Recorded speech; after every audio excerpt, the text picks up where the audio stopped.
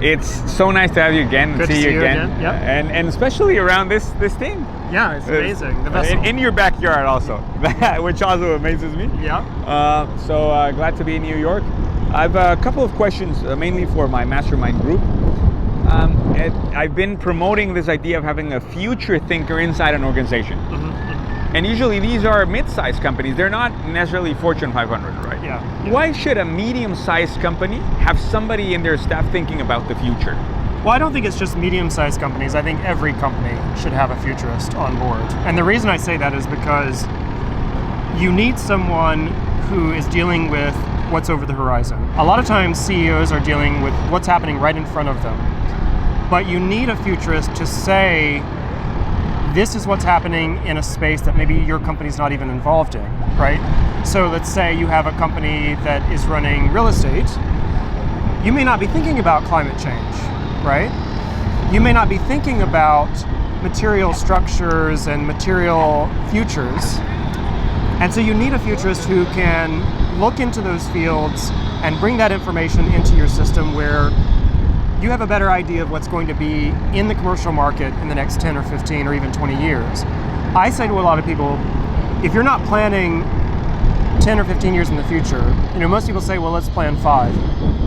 You need to be planning 10, 15, 20 years in the future because this is going to be moving so much faster than today's speed of change. Meaning that whatever you think is 15 years ahead is actually 7 or something like that. That's the majority of it. So when people think, oh, we're going to have flying cars in 25 years, that's not true.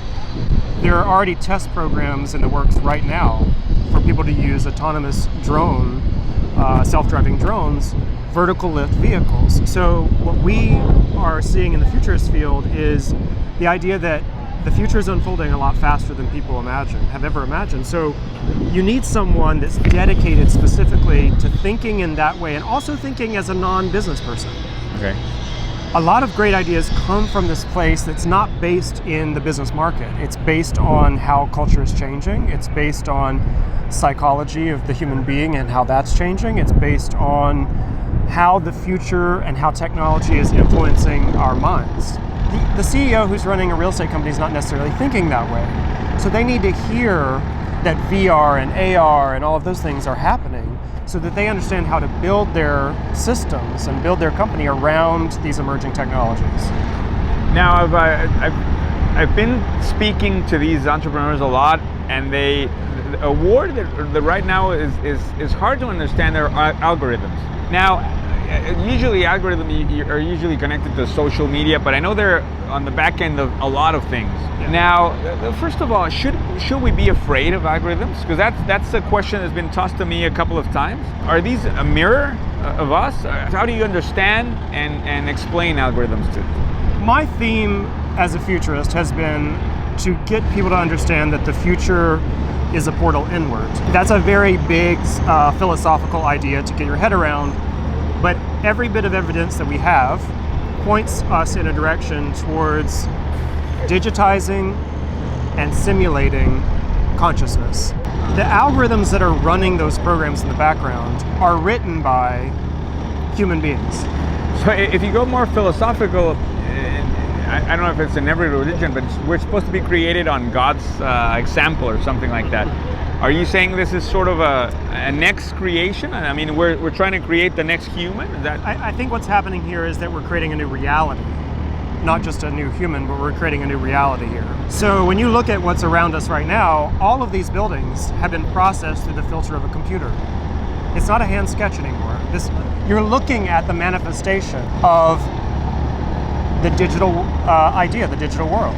So what I'm saying is that reality itself is being crunched into a digital space, and as we move further and further into the future, we're going to know our bodies better, we're going to know our minds better, we're going to know how to build more efficiently, we're going to have algorithms that can predict your behavior and your desires. So it's not the algorithms that I'm afraid of, it's the human nature, it's our monkey minds that haven't necessarily evolved as fast as our computers have. So we're being outpaced by these algorithms. The problem is that you have a primate, let's say, that's behind those algorithms trying to figure out how to make them work and how to make them work for us instead of against us. So there's a real duality going on right now where people are afraid of machines. They're afraid of them taking our jobs. They're afraid of machines that are going to turn against us. But in actuality, it's us. We have turned against ourselves most often. The machine is neutral. The machine doesn't care about your skin color. It doesn't care about where you're from. It doesn't care about how much money you make. The machine only cares about what has been programmed by that AI to do, that algorithm to do. Think of technology as evolution crunched. Millions and millions of years crunched into a digital space. And that's what we're dealing with right now. We're dealing already with a system that most of us do not understand how it works. We have no comprehension that it's actually around us and it's working.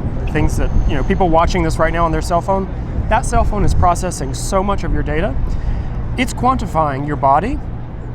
It's tracking your steps. It's tracking your location. It's listening to you. Right.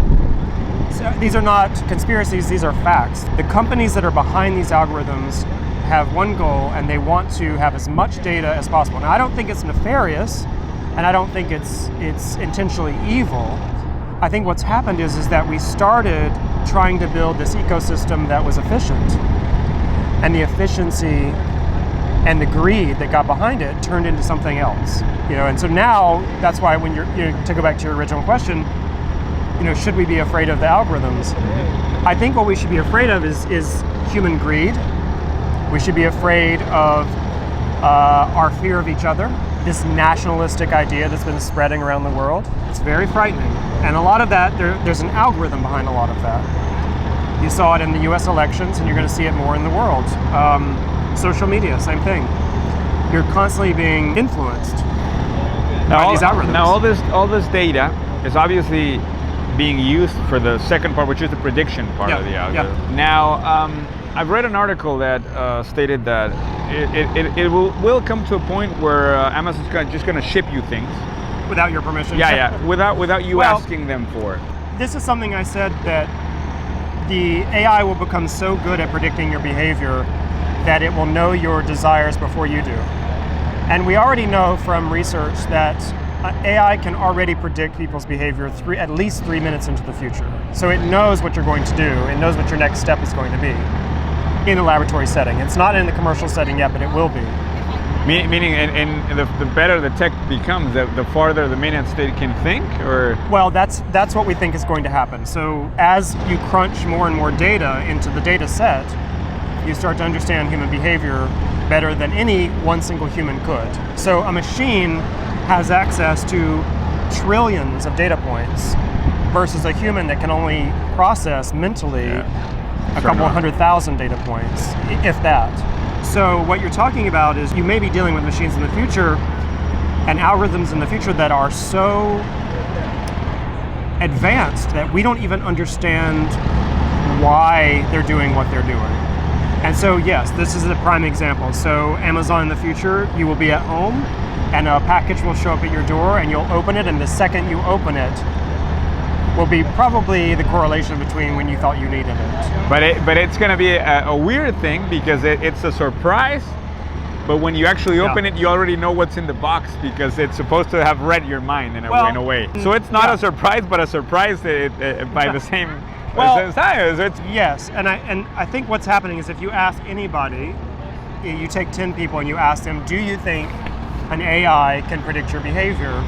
9 times out of 10, if not 10 times out of 10, people will say no. No, yeah. But in fact, it is absolutely true.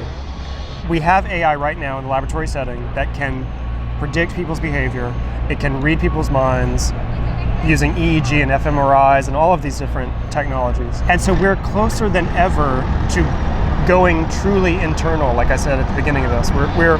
We're moving towards a place where businesses are going to know us better than we know ourselves because they're the ones running these algorithms. But every business should be thinking about right now on how to better predict the next purchase orders, the next consumer behaviors. That should be the question right now. So now what you're talking about is supply chain. And when we talk about the future of supply chain, we're talking about predictive AI, we're talking about behavioral analytics, knowing when someone's going to get a cold before they're going to get a cold, right? There is a way to predict that.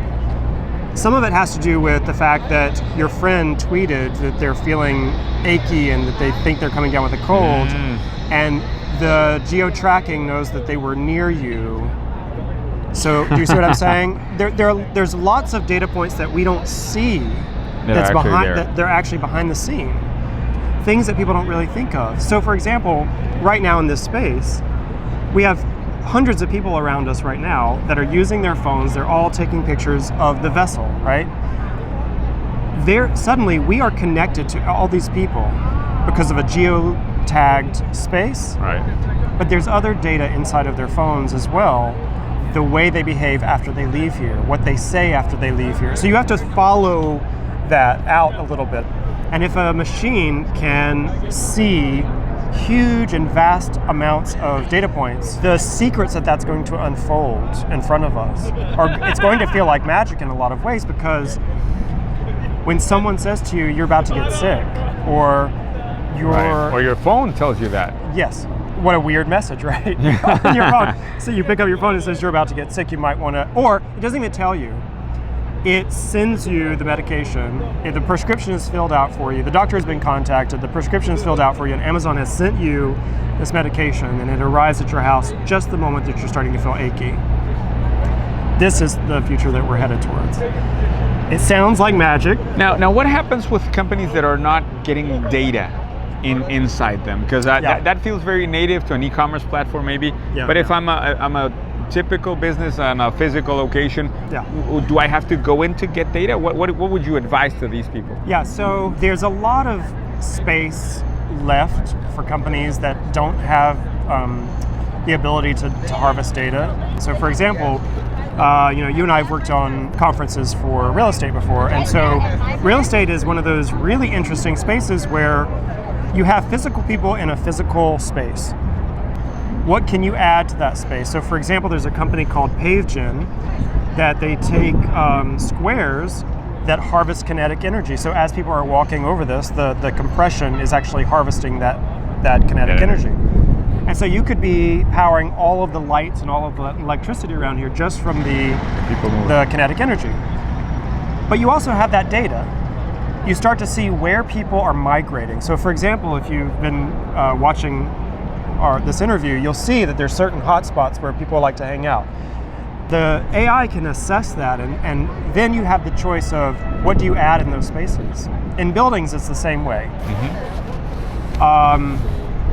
The data from people's body, their body temperatures, their quantified self-data, If you have a program within your system that is quantifying all of that and tracking all of that, then you have better ways of making decisions. So for example, if you're in real estate and you have a commercial space, if you start to see that people are moving away from the windows, there's a reason for that, right? Either it's noise pollution, it's too hot, something about that space needs to be resolved.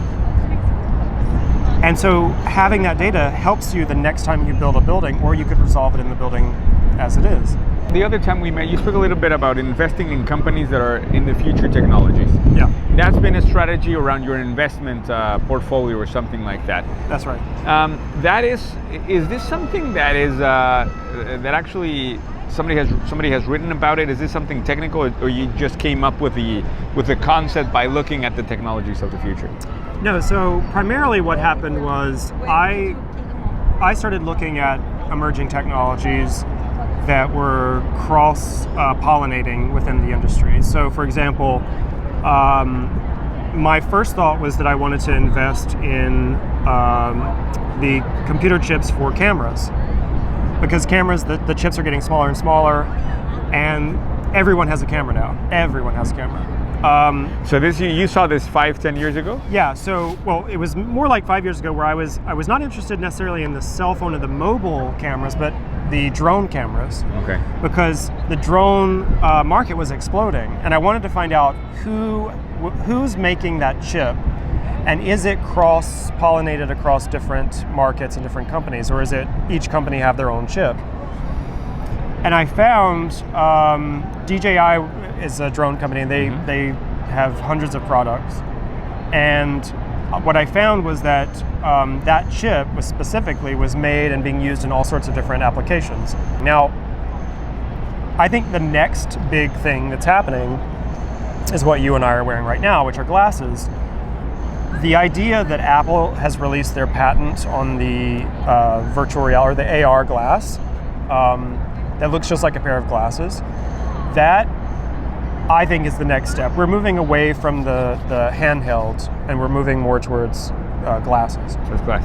The reason I say that is because you and I in this conversation, we're not doing this. We're talking to each other. So when you look around, most people they have their heads down, they're looking into their phones, and really the message that you hear from people, the cultural message is that we feel more separated from each other because of that. And so what AR is going to do is bring us back up to looking at each other again, right? Having conversations. But you're going to have information running up the glass. Yeah. So for example, as you and I are talking, in the near future, there'll be information behind my glasses displayed so that as I'm talking about something, right now we're in the conversational AI stage where you say, Alexa, give me this, or Siri, do this for me. But where we're moving towards is perceptual computing, meaning that I can be thinking about something and it can be listening to me, and it can use that predictive analytics in the background, and it can start suggesting information as I'm talking. It's going to be very weird, but this is where we're going. Right. Now, there are lots of industrial companies that are using VR and AR right now for industrial purposes, meaning that if someone's in a factory and they've got a HoloLens on, they can be working on an engine. Instead of having someone come and tell them how to fix it, that engine is displayed out in front of you, and you can rotate it 360 degrees and fix the engine virtually with whoever's in your glasses, okay? So this is what I meant about different realities in the future. What reality is that? Right. So you're mixing these. You're doing, yeah. well, we're calling this additional realities.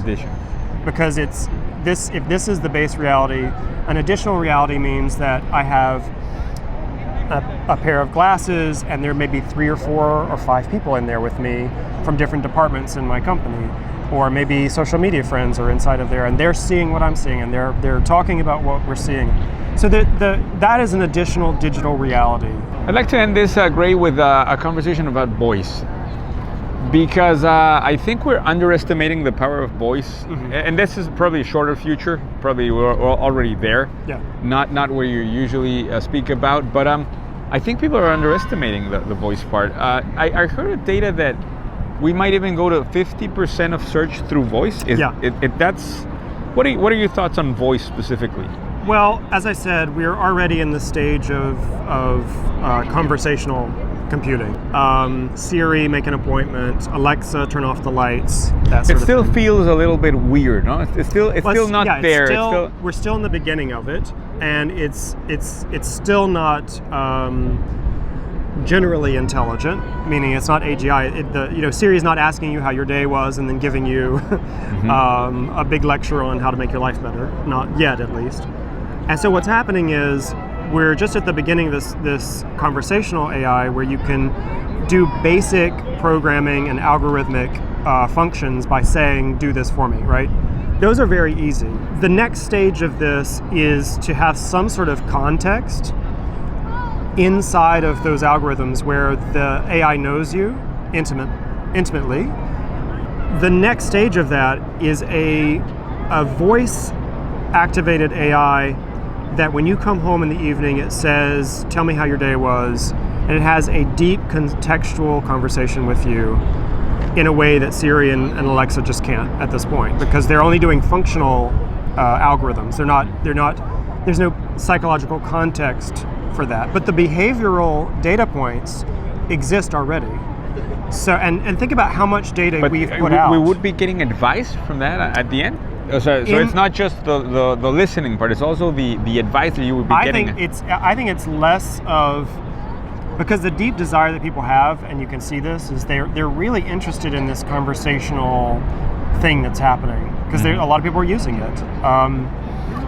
But what I'm saying is that when you get to a stage where Alexa starts having some sort of persona, some sort of feeling of personhood, and knows you intimately, and asks you to recount your favorite story or tell it that story about when you went to the beach when you were 14 or whatever it is, something that's important to you, then we're in the stage of perceptual computing where Alexa and Siri and Google and all of these different companies are starting to allow the AI and the algorithms to actually start to perceptually understand who they're talking to. Right now, they're not real. Right. They don't have a personality. It's just a voice-activated algorithm. That's all it is. As we move toward the future, we're going to see more AI develop that is closer to the movie Her, where there may be some slight algorithmic awareness, if you understand. Mm-hmm. You can't say that machines are going to have consciousness, because what you're saying is a machine is going to have human consciousness. It never will. It will have machine consciousness. It will mimic us, right, but it will not ever be us, because that's two different systems that have evolved differently. Now you said before that it would mimic even our voice, right? Yes. So that's going to be interesting to listen to a machine with your own voice. Well, I mean, already there was something that came out recently, I think it was a couple of days ago, where an AI took Joe Rogan's voice and made him speak. You know, the AI was speaking with Joe Rogan's voice, and you can't tell the difference. So suddenly, we've created these machines, these objects, these algorithms that can see us better than we see ourselves. That's a profound, profound statement, because we don't really see ourselves. We don't really know what we are still in this age. We don't know how to behave, we don't know how to get along, we don't know how to be peaceful. There's all these things that we don't know about ourselves. And reality is also a very fragmented concept. Your reality is different than my reality. It's all fractured in a way. But then when you have an AI that can see us and see our unconscious minds in ways that we can't, that we physically can't, because we can't process that amount of information, then suddenly you have a machine in front of you that knows you better than you know yourself. I don't know, I mean, I've speculated on what that's going to look like and what that's going to do. I mean, forget business, but what is it going to do to us? To us, yeah. And, you know, because business often follows culture. So if culture suddenly says we're becoming enlightened by these machines, what does that do to business? It's a next. I mean, it's such an interesting time to be in right now. Yeah. So I would end just asking, and if we want to go very, very concrete on the advice for small, medium entrepreneurs that are thinking of all these technologies, where would you advise them to at least take a look at? Are there any specific publication, any programs, or besides obviously you're following your content, but what else would you advise them to be always in the lookout? Well, a lot of times I will tell people that I consult with that they need to use Google Alerts in their emails, whether that's an innovation officer, a CEO, or whoever is working on their innovation within their company. Set your alerts to send you everything with the words emerging technology. Okay. Because that's an interesting suggestion. Yeah, well, that's how we do our scan. So my assistant and I do a scan, and we have all sorts of different phrases that we use to let the information come to us. Because every morning we wake up and there are alerts based on those phrases. I use emerging technology as a phrase, and that typically sends me information that is still within the laboratory setting. Maybe it's a paper written in a journal. Maybe the university of whatever has just discovered whatever. Mm-hmm. And so if you're following those emerging technologies from the university level, from the laboratory level, then your innovation officer or your futurist will be able to know that if it makes sense, if there is a desire for it, if there is a lack of whatever this is being created, then this could possibly be something that's going to take off in the next 5, 10, 15 years. And once you have that understanding of seeing the future through the field of tangible technologies that are emerging, you can make better decisions It's so hard to be attuned with the future, but thank you, Gray, always. Thank you very much for your Thank you time so here much. in New York. Thank you.